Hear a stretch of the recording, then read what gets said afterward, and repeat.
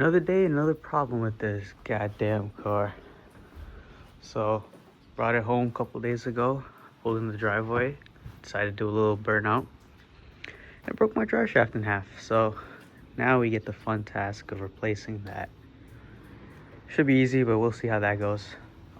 Yesterday I actually scored a bunch of this Milwaukee stuff for like next to nothing. This dude, I think he was a mechanic and just closed on his shop. So I got all this giant sockets, these like 3/4 drive stuff, extensions, ratchets, and everything for days. I've got all these screwdrivers, pliers, like every socket you could need, swivels, snap-on shit, adapters. Got all the power tools, giant gun, ratchets, drills, grinders, you name it, rolling carts, and all the pack-out bins you can ever need. Even got my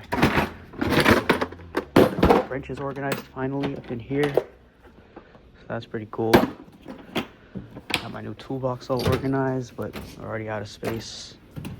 Absolutely maxed out in here. That's pretty cool. Love tools. Also got this set that it's really nice. Little Christmas gift to myself. But yeah, I could jack that up and see what's wrong with it. Cool, I got the car on jack stands, so I'm gonna hop under here and show you what the damage is looking like. Alright, I don't know if you can see that, but yeah, that drive shaft's not supposed to look like that. That's a problem. Bluetooth drive shaft, my boy. So yeah, we got 4 bolts holding it onto the diff. We have a couple bolts holding this hanger on. We have 3 bolts holding onto the trans, and then 2 bolts on the center bearings, and this whole thing should just drop out. So let's get to it. I might also have to move the exhaust. Yeah, that's definitely in the way. So we'll just drop out this middle piece of this exhaust, and we should be, oh fuck, we gotta drop the whole thing. Whatever, we got it. So yep, here's how my drive shaft's looking. I still can't believe I managed to do this to this piece of shit. It seems like we also bent the mounting for this center bearing, but everything else seems pretty decent. Aside from that, race car shit. Yeah, now we just wait for new parts to show up. The replacement drive shaft I'm getting is a 6-bolt, like CV style. So what I'm gonna have to do is I'm gonna have to take off this nut, pop off this flange, and the guy I'm getting the drive shaft from is also giving me the 6-bolt flange. So we're gonna swap that out, put that flange on here, and I'm gonna give him this one. So to do this, pretty much I'm gonna take an impact and take this nut off. But before I do that, I'm gonna take, I have this special torque wrench, a beam style. I just wanna measure how much load is on this, so that when I retighten the nut, I get it similar or close to factory. Because if you over tighten it, there's gonna be too much. It's gonna be too tight, and you start burning out bearings and stuff. I think something like that. Don't quote me on any of that, but yeah. I'm gonna take a couple measurements, pop this off, and then we just wait for some parts to show up.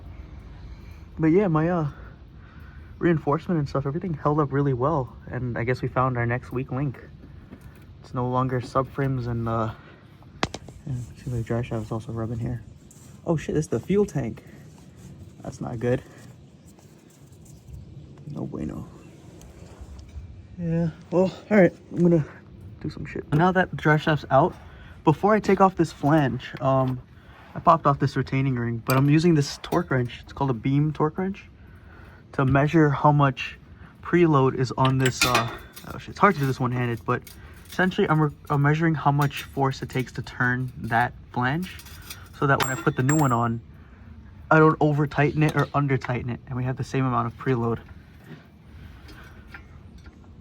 The nut out with my impact, so now I should be able to just tap this with a hammer from back here, and this should just slide off.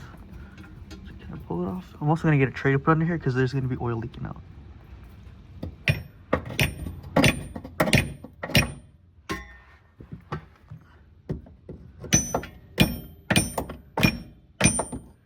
Doing this one-handed and filming is really hard, so I'm gonna put this down. Right, flange is out, oil is leaking.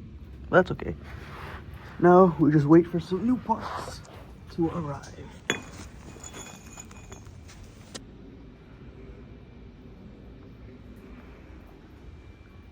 My buddy Nicky Parts just pulled up and brought me my replacement stuff. So this drive shaft is a 6-bolt CV style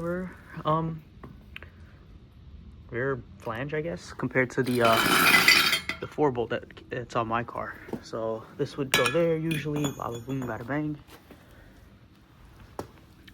But this is the only drive shaft I can get. So he brought me a diff with a matching flange. So what we're gonna do is the same thing we did on my car, and take out this nut, tap off this flange, and then install this on my car along with this drive shaft.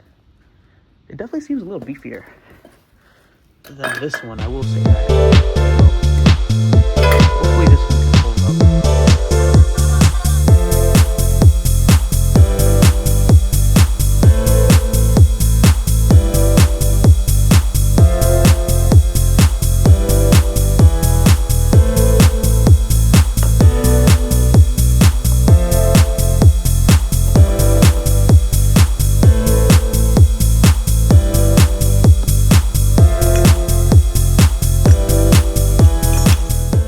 So I got my new flange in. Now all I gotta do is throw in my new drive shaft and we'll be good to go. This guibo is cooked, but I'm just gonna run it for now because I don't have a replacement. Alright, so I got some fresh grease in here. So I'm gonna put these two halves together and got this little gasket that goes on here. And we can throw this all back together now. Alright, so drive shaft is back in the car. Well, new drive shaft's in the car. Now all I got left to do is to put my piece of exhaust back in. And that's literally it, and we get to go.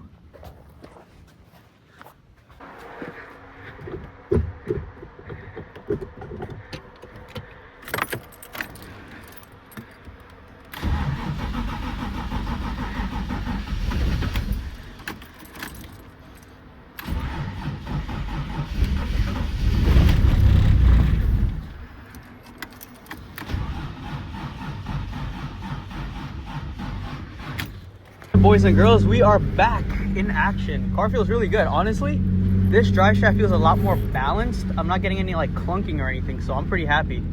About to go drop off that differential I took the flange off to Mr. Nicky Blocks. We'll check out what he's got going on. And yeah, that'll be the end of this video.